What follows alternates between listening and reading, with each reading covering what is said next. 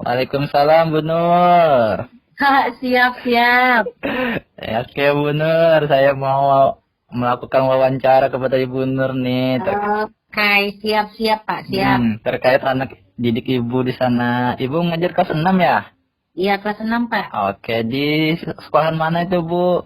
SD Negeri 004 Sungai Pinang, Jalan Proklamasi 2 Pak. Oke. Nah, yang saya mau tanyakan tuh Bu ya, upaya apa untuk menumbuhkan dan meningkatkan motivasi belajar para siswanya nih? Oke, untuk Bu Nur ya, bagaimana cara mengupayakan dan menumbuhkan serta meningkatkan motivasi belajar siswa saya khususnya di kelas 6. Yang pertama, Bu Nur itu harus memahami masing-masing karakteristik siswa Bu Nur. Jadi Bu Nur harus paham mereka, kemampuan mereka itu ada di mana. Kan dari beberapa siswa akan memiliki beberapa kemampuannya Pak ya. Iya Bu. Jadi yang utama itu Bu Nur harus memahami karakteristik mereka dulu. Nah yang kedua, karena Bu Nur memahami karakteristik masing-masing, Bu Nur harus mampu juga mengenali minat dan bakat siswa. Karena selain daripada kemampuan kognitif, kita harus mampu juga memahami minat dan bakat yang dimiliki oleh masing-masing siswa. Nah kebetulan kan Bu Nur di sekolah Bu Nur itu pegang bagian kegiatan ya Pak ya, seksi kegiatan khususnya di bagian FLS 2N. Jadi di kegiatan FLS 2N itu kan Pak itu pencarian bakat Pak tiap tahun. Mantap iya, itu Bu ya. Iya, jadi pencarian bakat itu di bidang seni, kemudian di bidang olahraga juga ada O2SN-nya Pak ya, kemudian ada juga di bidang OSN-nya. Jadi itu tepat sekali di bagian Bu Nur. Jadi Bu Nur harus mengenali minat dan bakat siswa. Setelah itu Bu Nur juga di dalam kelas itu agar tidak terjadi kebosanan kepada siswa, Bu Nur juga harus menggunakan metode yang tepat Pak. Metode yang tepat untuk kegiatan pembelajaran. Bu Nur menggunakan bervariasi metode agar tidak monoton dan menghilangkan kejenuhan daripada siswa. Nah, contoh yang sering Bu Nur lakukan di sini adalah ketika ada pembelajaran yang memerlukan di situ kegiatan peran, Pak. Kegiatan peran, oke. Iya, Pak. Contohnya di kelas 6 pemanfaatan sumber daya alam. Jadi di situ siswa Bu Nur benar-benar minta mereka menjadi orang yang ada di dalam lingkungan tersebut. Kalau menjadi nelayan, jadi petani gitu Pak. Jadi metode yang ini yang paling disukai oleh anak-anak.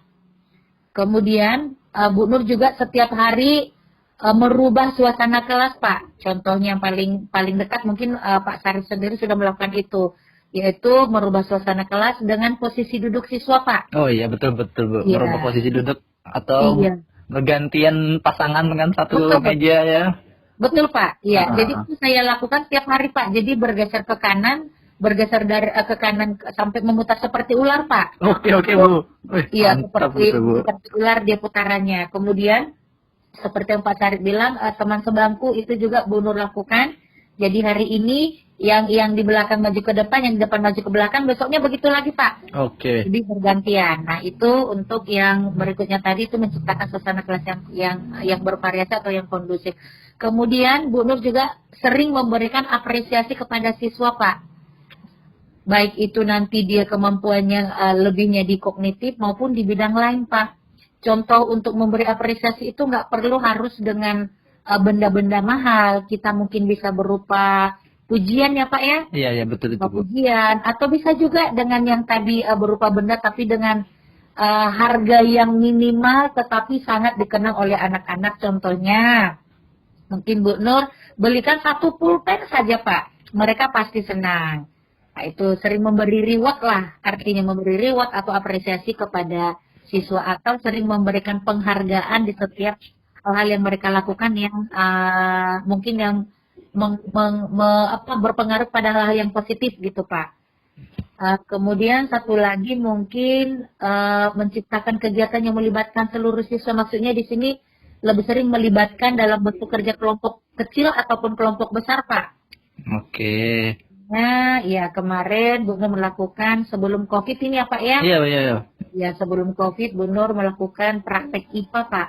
Praktek IPA bagaimana cara memasak kue atau roti dengan menggunakan panas sinar matahari. Jadi itu kan mereka melakukannya dengan cara berkelompok dan mereka sangat menyukai itu, Pak. Iya ya Bu, betul Bu. Karena mereka ada selain mereka bekerja sama, mereka bisa saling berkomunikasi, mereka bisa juga di situ memberikan pendapat, mengeluarkan pendapat, terus mereka membuat sebuah kelompok kecil itu menjadi mempunyai bagian-bagian gitu, Pak. Ada yang ketua, ada sekretaris, ada yang bagian ini. Nah, itu mereka sukai, Pak.